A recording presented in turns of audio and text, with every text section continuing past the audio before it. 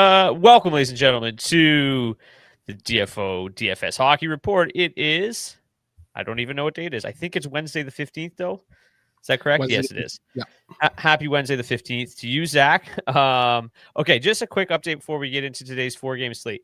Last year, if you watched this show frequently, you know that we had many internet issues throughout the season. This offseason, I made it a priority to drastically improve my internet quality, and I've done so. But I have yet to try to stream this at the highest resolution until today.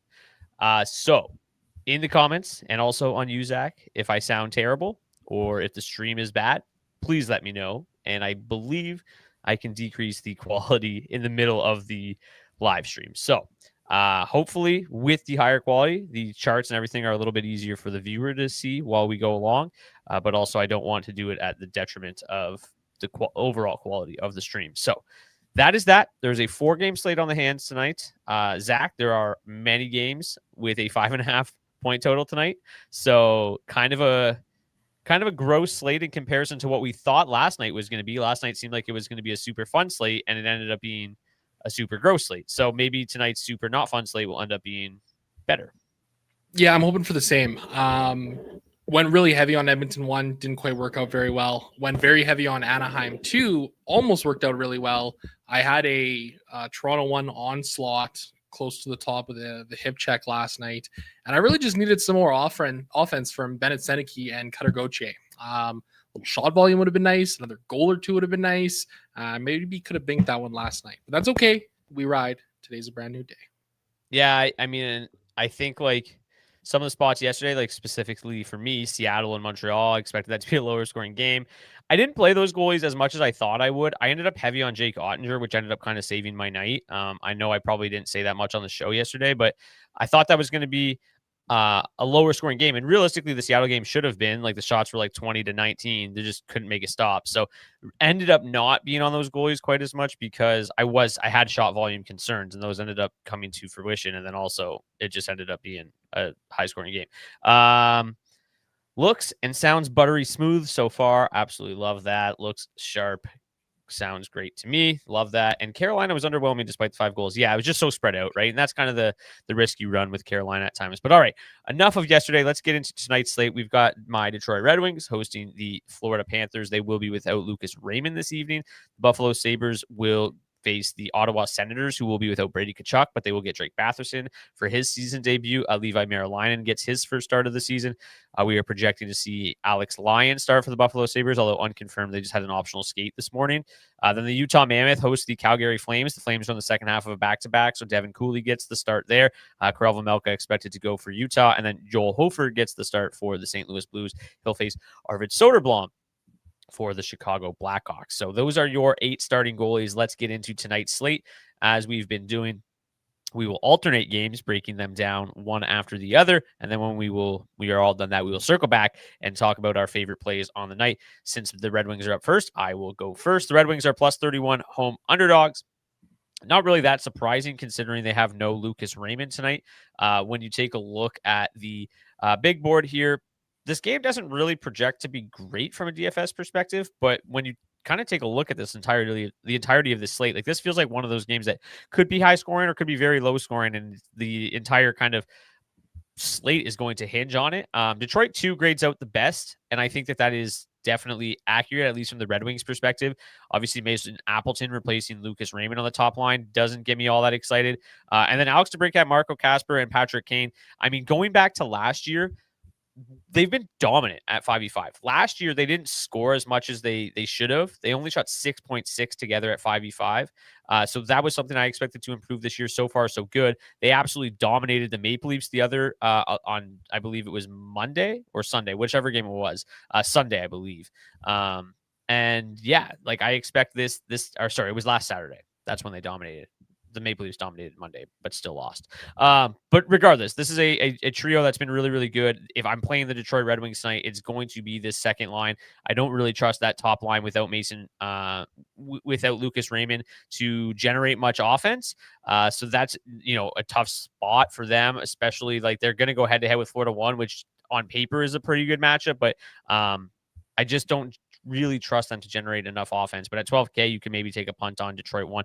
Detroit 3s looked good as a line, but more of like a, hey, let's control the offense in the, the puck in the offensive zone, not really generating a ton of quality looks. I still like Brandsegg Nygaard, or as we will call him, MBN from here on out, as a one-off play, but I won't really be stacking Detroit 3. From the Florida Panthers side of things, the top line does draw a bit of a tough matchup up against the Larkin line, but again, I'm not that nervous about that. I think both the top 6 of the Florida Panthers is in play here. Mackie Semiskevich moves up to that top line, which really makes them affordable at $16,400.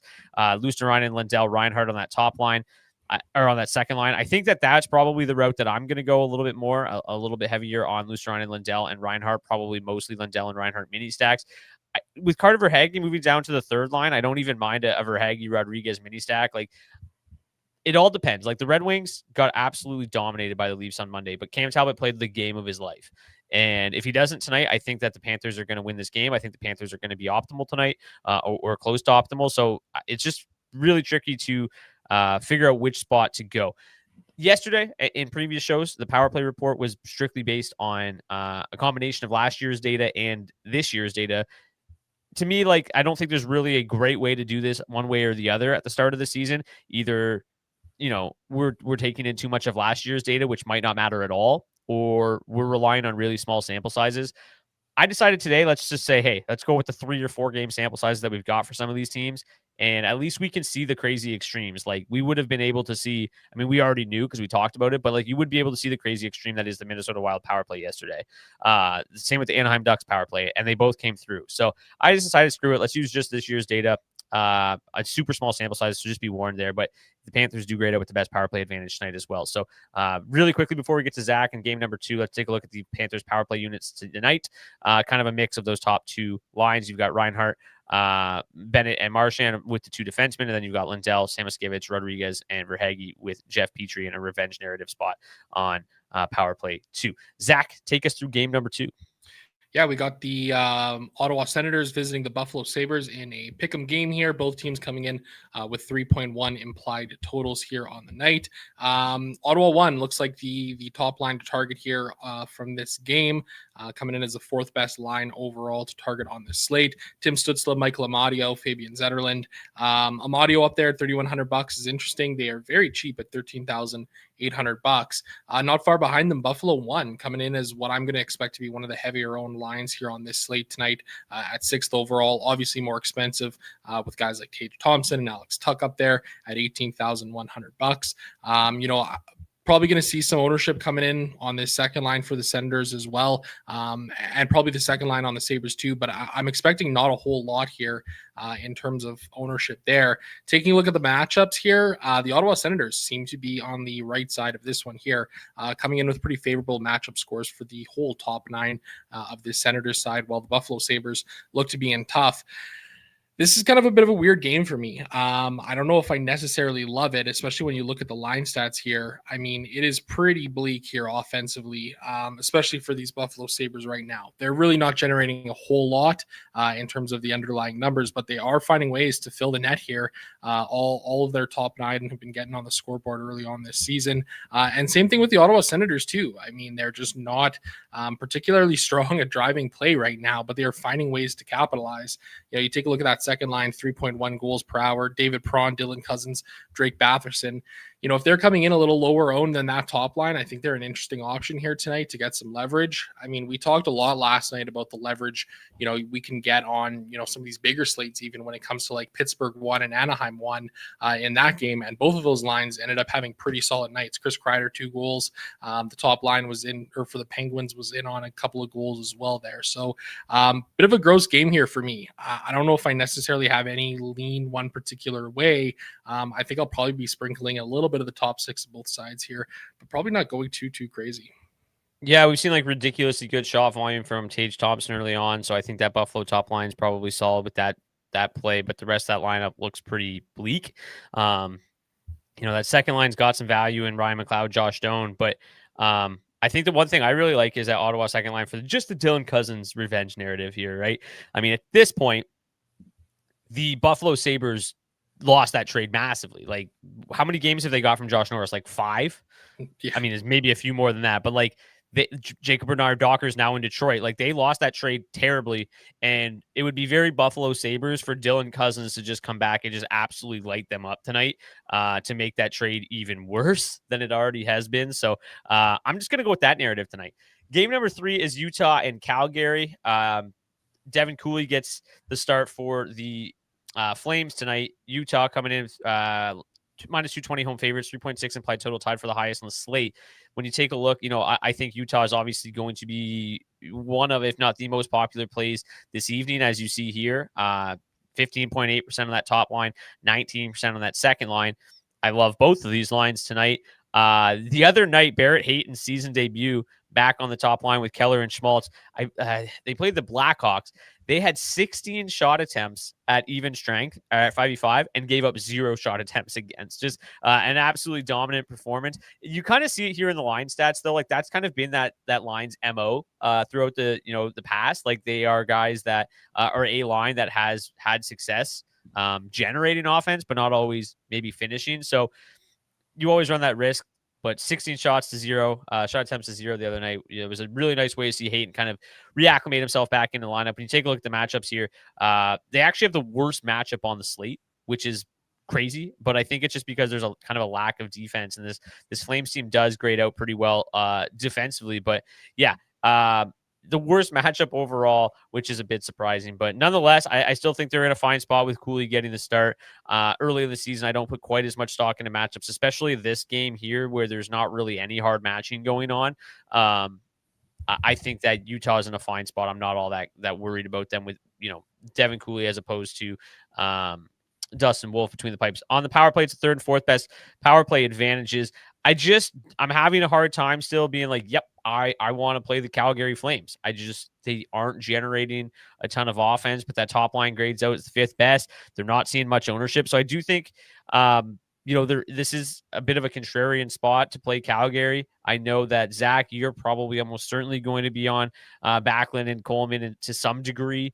To me, I think that if I'm going to play Calgary, it is going to be this top line. I just think that with Coronado, he's just so much volume and such a good scorer. Kadri, obviously the same thing, and they're just not seeing enough ownership tonight. So I will probably go to Calgary 1 a little bit, but that'll be the extent of it for me. We'll hear from Zach in a little bit, but let's break down the 4th and final game here first.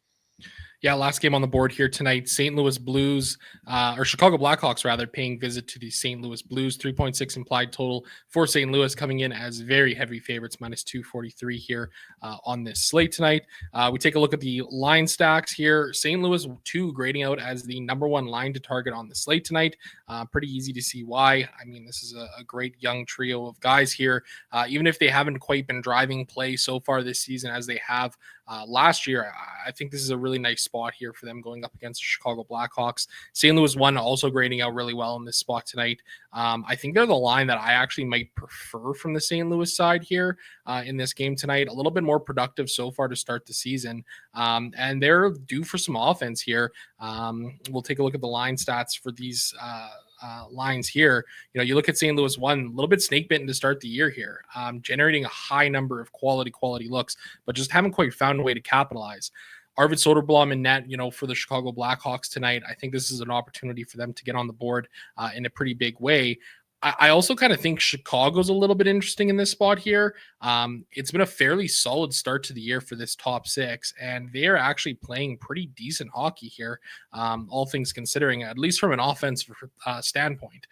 Seemingly starting to drive some play, get some quality looks, and a good number of scoring chances. I don't hate the idea of getting to some Chicago here.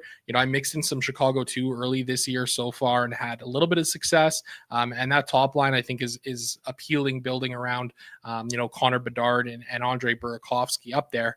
They're also super cheap, right? I mean, 12,500 to full stack Chicago 1, 13,200 to full stack Chicago 2. I don't mind getting to these spots. And the truth is the matchups on both sides of the board are pretty good in this game. St. Louis 1 coming in with a 100 matchup score. The rest of their lines looking pretty good as well. I'm just going to interrupt for 1 second. So St. Louis 1 still has a good matchup. They're down to 71. When I was talking about Utah, I noticed there was something up with the matchups because there's no way that they should have had the worst matchups on the slate. So I just reran the data and it adjusted a little bit. So Utah's matchups are better. St. Louis 1 still has a pretty good matchup. This won't change anything for St. Louis 2. Like the 5v5 scores will remain the same, but the matchup scores were just a little bit off. Detroit won now, the number 1 matchup on the slate. Florida won with a very, very good matchup. Something felt off, and I found the bug. Nothing drastically changes here, but Utah's matchups gets better. Sorry to interrupt. I just wanted to make sure that we were talking about the right matchups here. So we're clear for takeoff again. Okay, perfect. I like it. Nonetheless, St. Louis 1 still look like they have a really good matchup here tonight. Maybe cool off a little bit on some of these other spots with St. Louis 2 and the top 6 for Chicago, but I still don't mind the idea of getting to them here. Arvid Soderblom has really struggled against St. Louis in his career. Granted, 6 games played, no wins, 435 goals against average, and an 865 save percentage. So I think this is a pretty nice opportunity here, all things considered, for the St. Louis Blues. Probably going to be one of, if not the highest owned, lines on the slate here, St. Louis 1 and 2. But I think there's some other spots you can kind of build around them here on this slate. Yeah, the St. Louis side is going to be interesting. I think that this team has played so well this year. Like offensively, defensively, they've been just a bit of a juggernaut. Again, still super early in the season, but them and like the Carolina Hurricanes and the Edmonton Oilers have kind of been like the 3 teams that have been both very, very potent offensively and very, very strong defensively, where the Blackhawks, obviously, kind of just a below average offense, but the defense has been pretty good, all things considered, for the Chicago Blackhawks. So it'll be interesting to see how this game shakes out. I think that if Spencer Knight started this game, I would have a little bit more faith that the Blackhawks were going to be able to pull something out here, or at least hold the Blues down. But with Soderblom getting the start, it's like, how do you not have interest in the Blues? Like you said it, he has had no success against the Blues, but like, I feel like he's just had no success against anyone, really. Yeah, you're not entirely wrong there at all, right? And I think this is a spot where we can kind of exploit that. I think I'm going to be pretty comfortable getting over the field here on St. Louis. I mean, I'd like to see see if we get some updated ownership here. St. Louis 3 actually drawing quite a bit of ownership here on this slate tonight, projecting for the 3rd highest. That is kind of interesting to me. Pius Suter, Jimmy Snuggerud, and Matthew Joseph. Snuggerud has had a really good start to the year here. Tons of shot volume. He's putting up some points here as well, scoring some goals. So I don't hate the idea of maybe getting down to that line as well. I imagine all 3 of these lines are going to be seeing a good amount of ownership. Yeah, I think like Snuggerud as a one-off is fine. If you want to mini stack him with Suter, I think that's perfectly reasonable as well. Like that's not a line that I'm gonna be going crazy on, but I do think that given given how good Snuggerud is, obviously that top power play unit, obviously that is a power play unit that has the 2nd best matchup tonight. Yes, Snuggerud can certainly cash in there. I think we've seen really good usage for Pius Suter, right? 18 minutes a night. He's had 7 shots on goal, 15 shot attempts through 3 games. So shooting the puck a lot more than he used to, or we're kind of used to seeing from him. So I think that there's let's just see the forward values here. Pius Suter up there as one of the best value options on the entire slate. I'm sure Snuggerud's not far behind. Maybe he is. Not projecting great, but I still think that he's a player that can certainly get on the board. See, I don't mind that as a mini stack at all, to be honest. When you take a look at the matchup, it's pretty good. So, all right, Zach, let's get back to the tippy top here. Let's get your thoughts on Detroit, Florida, now that we have fixed the matchup scores. Yeah, this seems like a good spot for the Florida Panthers. I mean, make no mistake, this top line has been great so far to start the season. You're getting really good shot volume from all 3 of Samoskevich, Bennett, and Brad Marchand. Projecting for pretty low ownership, all things considered, like just 7.5% coming in on this top line for the Florida Panthers. I'm going to have no issue getting over the field there. And even this second line, coming in around 10% ownership as well. Like, I mean, I think these are marks that are just a little bit too low here. It's not even like the Detroit Red Wings are soaking up that ownership. I mean, a lot of it is really just kind of getting consolidated in this Buffalo Sabres top six, this Ottawa Senators top six, and the Utah top six as well. I mean, Utah is going to be probably the highest owned teams here on this slate. So Florida seems like a really interesting kind of leverage option on this slate here because, the matchup score is tremendous. The line stats are obviously really strong for them as well. Maybe haven't been the strongest as of late, but it feels like a really nice spot here for Florida. I'm going to be pretty over the field on them, I think. Yeah, I agree. Florida won. Obviously, that matchup stands out now that we've fixed the matchups. Obviously, very good looking. With both, when you see two lines going head to head like this, and they both have good matchups, it's probably a good matchup to target, right? Both not very good defensively. Could be a bit of a tire fire out there. Some pond hockey between the two would be nice. It's just like that top line. I was a little bit surprised that they broke up that top line, like moving Bennett, Marchand, who was it before? Verhaeghe. Like they were doing really well. They were averaging 4.28 expected goals for per 60 to start the season. So maybe just an effort to balance out the lineup a little bit more. But I feel like whenever Samoskevich has moved up the lineup, he's produced. So I've always liked him as a value option, and I think I like him again tonight. And Marchand and Bennett have been really, really good so far. So yeah, I think Florida 1 is in a great spot. Any interest on the Detroit side of the puck? I got a little bit. Like I think I'm going to be okay getting to a little bit of the Red Wings here tonight. One thing that's interesting with Mason Appleton sliding up on that top line at $2,900. 8 games played against the Panthers in his career, 2 goals and 6 points. I don't think Mason Appleton's a guy who's put up a whole lot of points in his NHL career here. So kind of interesting to see him have some success against Florida. I'm going to be okay sprinkling them in a little bit here. This second line, I've got a little bit of interest in them as well, just even though they have got a 0 on the matchup score. I mean, these are 3 solid offensive players here.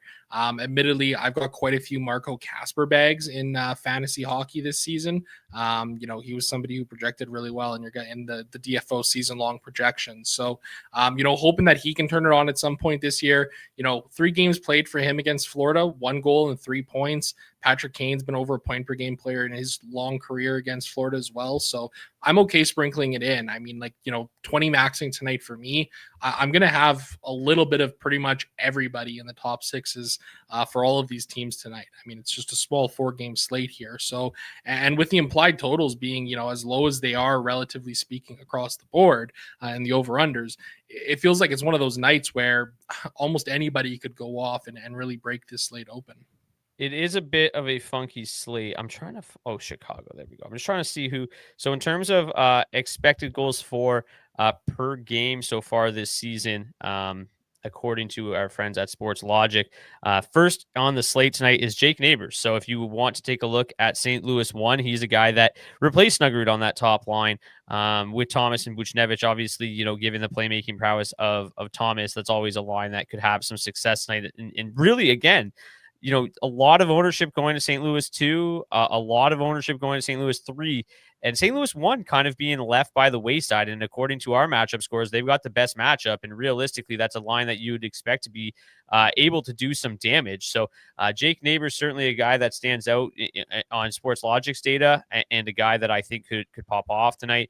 Then you've got some of the Panthers. You got Reinhart 2nd, Verhaeghe 3rd, Sam Bennett 9th on tonight's slate. So that Panthers top 6 could certainly have a big night as well. I think it's so interesting. Let's skip over to the goalies here now. We've got Alex Laing projected as the best goalie tonight. Again, I didn't take, I was using a lot of last year's data. These shot volumes for both teams, or for all these teams now, is probably a little bit skewed, maybe one way or the other, because it's such a small sample size. But the Sabres are giving up tons of volume. The Senators throwing a lot at the net. Obviously no Brady Tkachuk tonight could change things, but Laing projected to see far and away the most volume tonight in a pick'em game. I think he's pretty interesting, especially at just 10% ownership. What are your thoughts here? Like you didn't really know what to make of that game. Me personally, I think that I prefer Levi Merilainen. I think that he's the better goalie. I think they're the better team, but it's, Alex Laing is grading out quite well, and he's looked fairly sharp so far. Yeah, absolutely. I mean, it's been a solid start to the year for him. He's seeing really good volume. He's faced 31 shots or made 31 saves per hour of ice time so far through 3 games played. Still looking for that elusive first win of the season, but a 919 save percentage, 2 goals saved above expected. He's been good to start the year. He's struggled against Ottawa in his career. 1 win in 6 games played, a 369 goals against average, 901 save percentage. But passes in the past, and maybe if he can turn a corner here for this Sabres team, like that would be an absolutely huge thing for that Buffalo Sabres side. So at 11% ownership, I have no problem taking stabs on him here tonight. Yeah, I was definitely surprised that he graded as the number one goalie overall. Since we're talking about this game, we might as well stick with these goalies here for a second. Like paying up for Hofer with the lack of volume, I think is tough. I think that he's probably the safest goalie to try to lock up a W tonight. But not going to see a lot of volume there whatsoever. Bobrovsky, I think, is interesting. The Red Wings have either had a ton of shots and dominated puck possession or gotten dominated. And without Raymond, I do have some concerns. But at 8K, I think that, saving that $400 on Hofer, I think that, again, this Panthers team is probably winning this hockey game tonight. You might see a little bit more volume than Hofer. Vejmelka, highest owned goalie on the slate, I think is fine. I think the Flames are probably going to find a little bit more offense than 22 shots on net, but it hasn't been pretty so far. But Vejmelka, highest owned goalie on the slate, are you eating that chalk or just kind of going elsewhere? I'm probably going to go elsewhere and probably come in a little under the field on Vejmelka, mainly with the concern being that he just might not see a lot of volume. I mean, he's projected to make only 19 saves here or 20 saves tonight. That is not a lot whatsoever. Especially when you look at a guy like Alex Lyon, who's, projected for 29 saves here on this slate tonight. So, I mean, I think for me, like I'm comfortable taking the salary savings. I'll still probably have 10, 15% Vejmelka, in the 20 max here tonight that I'm doing. But yeah, I don't think I'm going to get up to, the 20% that, steam that he's seeing here. And honestly, it wouldn't surprise me to see that even, increase a little bit more here. Calgary has just not been good to start the season here. 4 games played. They've allowed 3 goals against, 5 goals against, 4 goals against, and 4 goals against. They've only scored 4 goals, 1 goal, 2 goal, and 2 goals. They are not a good hockey team, and the wheels may fall off the wagon here very soon for this Calgary Flames team. So I'm comfortable pretty much fading them in terms of the DFS streets. Like I'll probably have a little bit of ownership of them here tonight. I don't mind that top line with Nazem Kadri. Matvei Gridin has been solid so far to start the season. Pretty good shot volume. Again, only 4 games played, but 9.2 shots on goal per hour of ice time. Matt Coronado, his volume is going to only increase as the season kind of goes along here as well.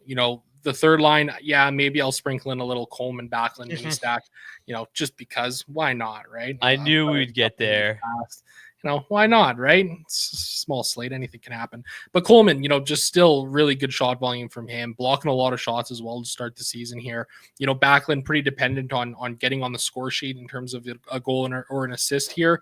But I think this is a decent enough spot here where, I'll sprinkle them in a little bit. They got the best line stats of any of the Flames lines, so why not? Yeah, there you go. Okay, before we move on from goalies, I think my 2 favorites tonight are Levi Merilainen.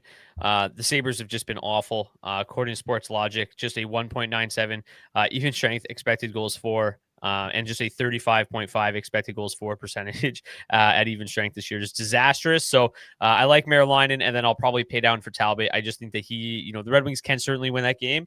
I think that he can, if he turns in another performance, like it was one of the best games I've seen from a goalie the other night against Toronto. He just looked unreal. So those are probably my 2 favorites. And then my favorite pay up is probably Hofer. Who would be your 3 favorites tonight? I really like going with Alex Lyon here. Looks like a really solid spot. Going to see good amount of shot volume as well. I really like Sergei Bobrovsky here on this slate tonight. Not projected for a ton of saves. He is 8K, but he has been just really good against Detroit in his career. 38 games played, 28 wins, 5 shutouts, 185 goals against average, and a 935 save percentage. And honestly, I don't mind the idea of playing some dad bot here either in this game.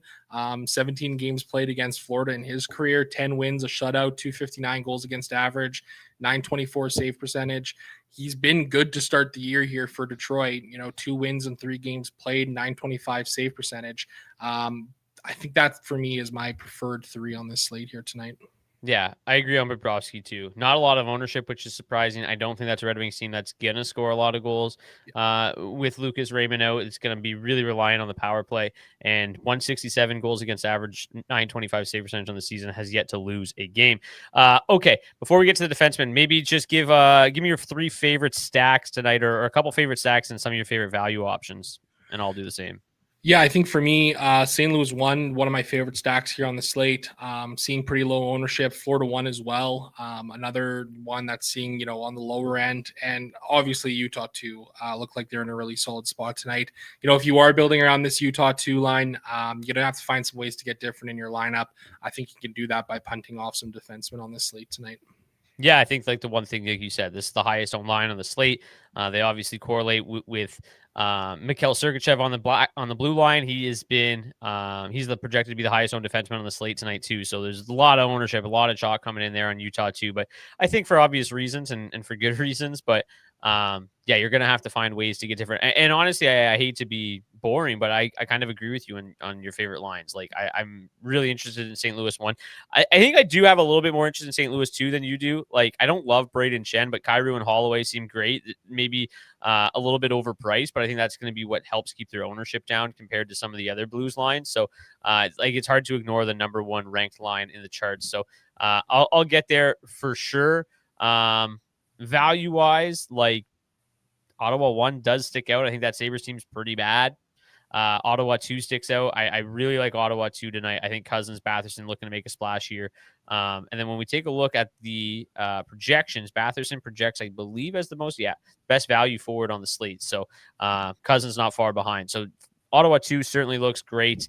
Man, even Kyrou and Holloway, despite their increased salary, projecting as 2 of the best forwards on the slate tonight as well. So a lot to like there with St. Louis 2 if you don't want to pay for some of the chalk for St. Louis 1 or 3. Let's get to some defensemen, Zach, and then we will get to our hat trick picks.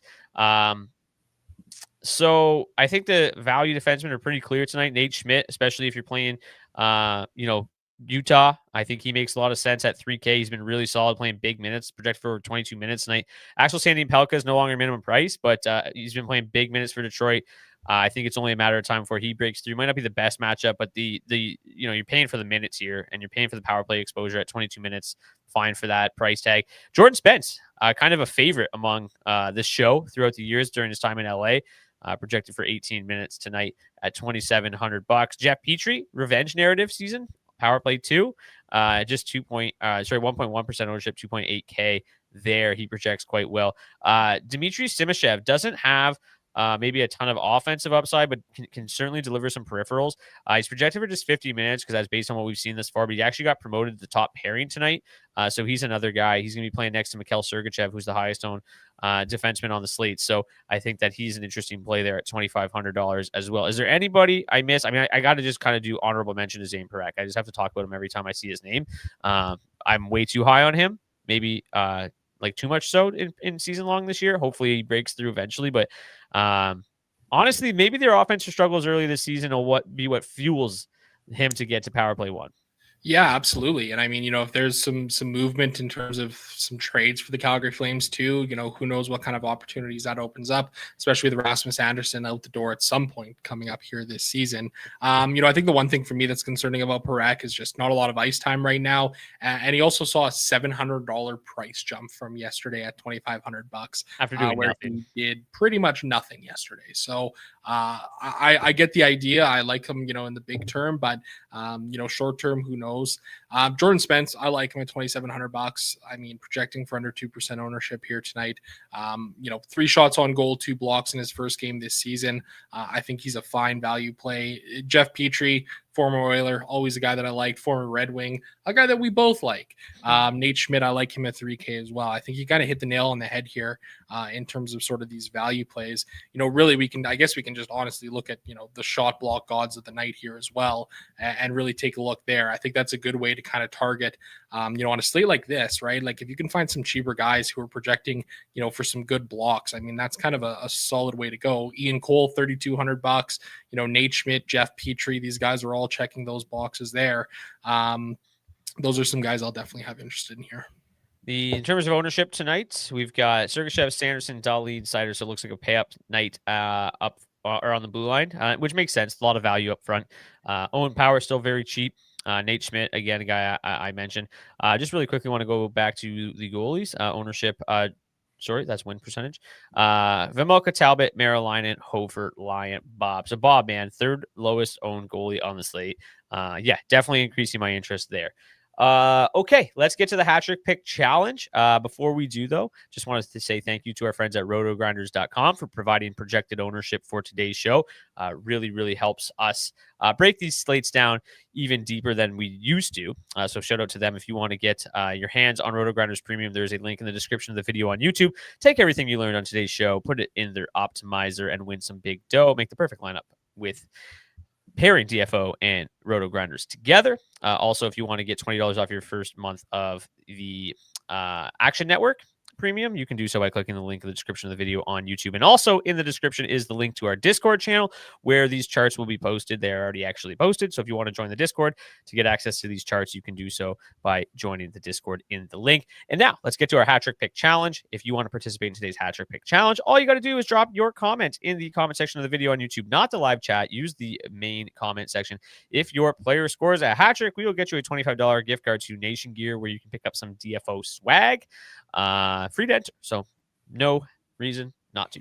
I'm gonna go first because I'm taking Dylan Cousins. I like that. I don't mind that one whatsoever. For me, let's go a little bit off the board here. Sam Bennett. Okay, I hope you're wrong. Go Red Wings, go. That's going to do it for this edition of the DFS Hockey Report. Thank you guys so much for tuning in. How many games we got tomorrow? 11? 11 games? 11 games tomorrow, 4-game Friday. Our first Friday show of the year. Pull the beers out. Have a good time. Let's win some money tonight. Hopefully, you return with more money in your bankroll tomorrow than you had tonight. I'm Brock Seguin. We got Zach Laing here as well. We'll see you guys back here tomorrow. Until then, cheers. Cheers.